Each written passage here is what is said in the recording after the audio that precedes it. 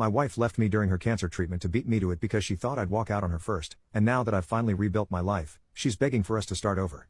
I met my wife, I'll call her Anna, during our first year of university. We dated all throughout university and got married right after her graduation. Things were happy for about a while until Anna discovered a lump in her right breast.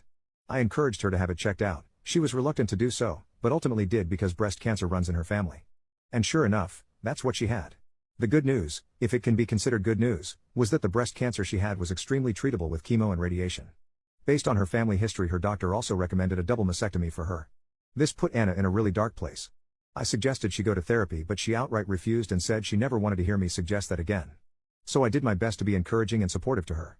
I took time off work to be at every appointment with her. I took on 100% of the household chores both inside and out. I did all of the shopping. I drove Anna everywhere she wanted to go. I planned out special dates for us. I gave her an hour-long foot massage every night. I literally did whatever I could to help.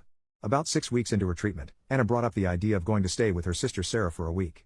This honestly relieved me as I was burning the candle at both ends trying to accomplish everything, and I thought some time apart would help the both of us. 2 nights into her stay with Sarah, Anna called me and said she wanted a divorce. She said she had read a lot about men who abandon their wives when their wives get sick, and that she was determined to leave me before I could leave her. I can't put into words how much this crushed me. I loved my wife. She was my everything. I begged her to reconsider. I told her I had never thought of leaving her, not even once. I asked her again to go to therapy, but she refused again. I asked her to go to couples therapy with me. She wouldn't. I asked her what I could do to convince her I wanted to stay. She said there was nothing, that I am a man and therefore I would leave. End of story. It took about a year because of where we lived, but eventually everything was finalized. I ended up selling the house and splitting the proceeds between me and my now ex-wife. I didn't want to stay in that town anymore, so I put in a transfer request at my job and ended up moving to a town about 2 hours away. For the past couple of years, I've been focusing on myself more. I got a dog. I've been on a few dates but nothing serious. I picked up hiking as a hobby and started gardening. But out of the blue, Anna called me 3 weeks ago. She said she'd been in town on a trip with friends and saw me, and all of her old feelings rushed right back to her. She said she was sick and out of her mind at the time, and that I couldn't hold her words or her actions against her. She said she still loved me, that she always had, and that she regretted leaving me. She begged me to give her another chance. I'm so confused. If I'm being honest, I still love Anna, but I'm no longer in love with her, if that makes sense. She broke my heart. I was devastated when she ended things. It took me a long time to get my head on right. But I also know she really was in a bad place because of the cancer. Do I owe it to her and what we had to hear her out? I'm scared that if we reconnect, I'll always feel like she'll have one foot out the door. But maybe that's unfair? I don't know what to do. Should I give her another chance like she wants? Relevant comment: I never recommend couples getting back together unless the issues that drove them apart are fixed. Cancer was not the problem. Lack of communication, trust and a willingness to compromise was, on her end. She made unilateral decisions without caring how it affected you. She refused therapy. The way you're writing this, it's still all about what she wants. Which sounds like the dynamic that destroyed your marriage. So what changed? I wouldn't do it. But if you want to open the door, you need to start with brutally honest couples therapy, and her active and honest participation is non-negotiable and a deal-breaker otherwise. Have the therapy to hash out and bury the past, and see if dating is an eventual possibility. You guys need to start from scratch. And it's okay if you try it and you can't move on like she expects you to. She hurt you, regardless of her motivations. Sometimes you can't undo things. Update 4 days later. Firstly, I'd like to say thank you to everyone who left comments on my original post. I now know what people mean when they say RIP my inbox. Many of you suggested I reach out to my ex-wife Anna for an in-person conversation. The overwhelming consensus was that meeting her in person would tell me all I needed to know. And you were right. That seemed reasonable to me. I texted her and she jumped at the chance to meet up, and we did so yesterday after I was done work. I chose to ask her to meet at a local coffee shop. Maybe it sounds bad, but I didn't want to meet her at my house or anywhere private just in case.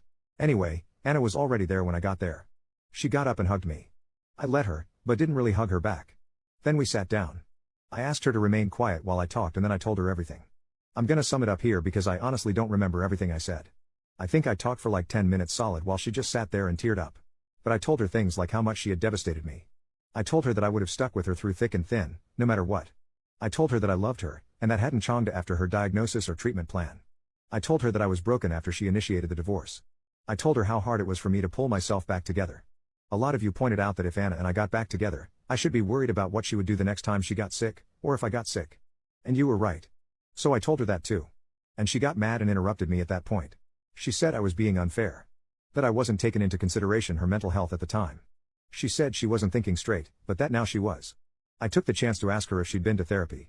She told me she hadn't, and that she had no plans to, and that she didn't need it. I have to admit, that crushed me a little. So I asked her why. Just. Why? It's the one question I've really wrestled with over the months.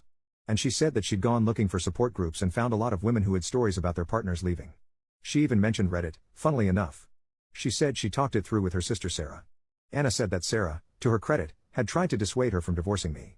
But that between social media and some of Anna's friends, Anna felt like she had to go through with it to be seen as a strong woman. That is word for word what she said to me. I don't remember anything else exactly, but I will never forget that. She broke my heart and threw away our relationship because somehow in her mind that translated to being a strong woman. She then started trying to tell me we could get back together again, but at that point I just told her flat out that wasn't happening. What it comes down to for me is that I just can't trust her.